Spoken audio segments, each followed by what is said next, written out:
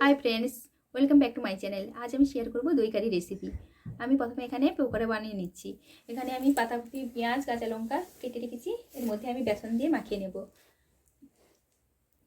পরিমাণ মতো বেসন দেবেন। আর দিচ্ছি হলুদ,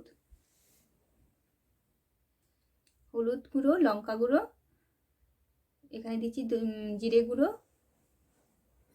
আর দেবো ধনে গুঁড়ো।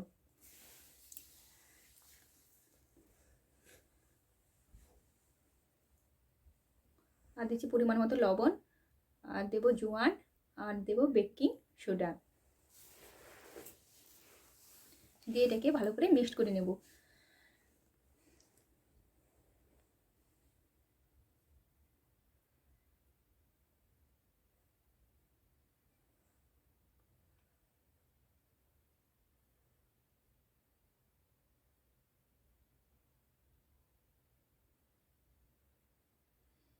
এটা আমি ভালো করে মাখিয়ে নিয়েছি। আর এইভাবে আমি 5 মিনিট রেখে দেবো।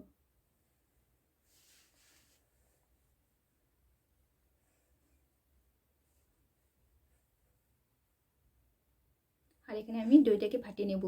নিয়ে নিয়েছি দই, আর দেবো এর মধ্যে 2 চামচ বেসন।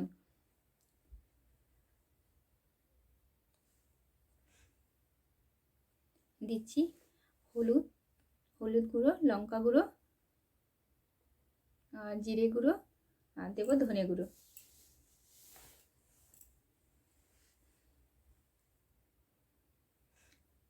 আর দেবো পরিমাণ মতো লবণ। দিয়ে এটাকে ভালো করে ফাটিয়ে নেব।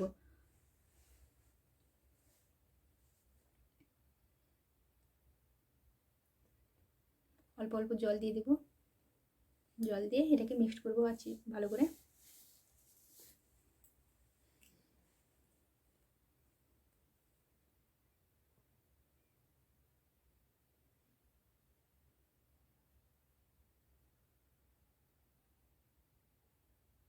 এখন এটাকে আমি গরম করে নিচ্ছি।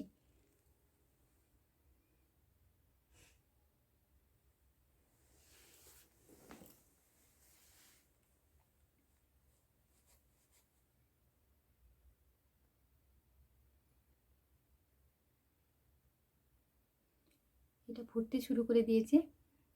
তো এইভাবে ফুটতে থাকবে। আমি এখন পকোড়াগুলো ভেজে নেব।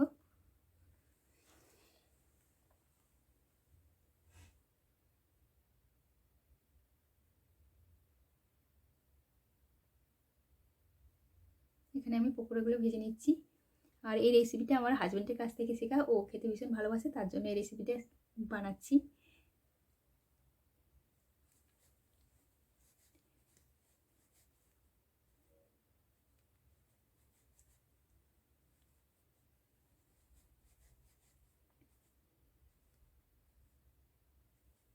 তো এখানে আমি তড়কা লাগিয়ে নিচ্ছি। তেল দিয়ে দিয়েছি, আর শুকনো লঙ্কা দিয়ে দিয়েছি। আর দেবো এখানে 5 ফোড়ন, সরষে, গোটা সরষে দিয়েছি। আর দেবো কারি পাতা, দেবো পেঁয়াজ কুচানো। আর এখানে শ্রেয়া তড়কা লাগাচ্ছে।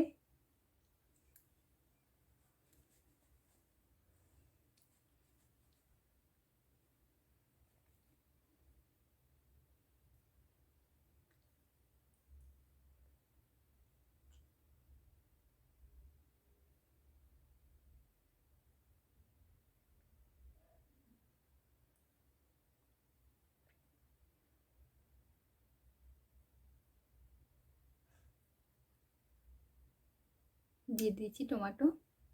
এর মধ্যে দিয়ে দেবো ওই দইটা গরম করে রেখেছিলাম, দিয়ে দিলাম।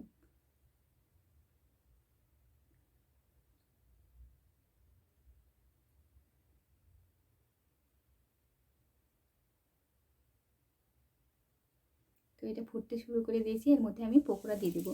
আর দেবো 1 চামচ আদা রসুনের পেস্ট এই ফুটের মধ্যে। আমি যেভাবে বানিয়েছি আপনারাও ট্রাই করে দেখবেন। খেতে ভীষণ ভালো হয়েছে। আমরা খেয়েও দেখলাম যে এটা ভীষণ ভালো হয়েছে, তাই আপনাদের সঙ্গে শেয়ার করলাম।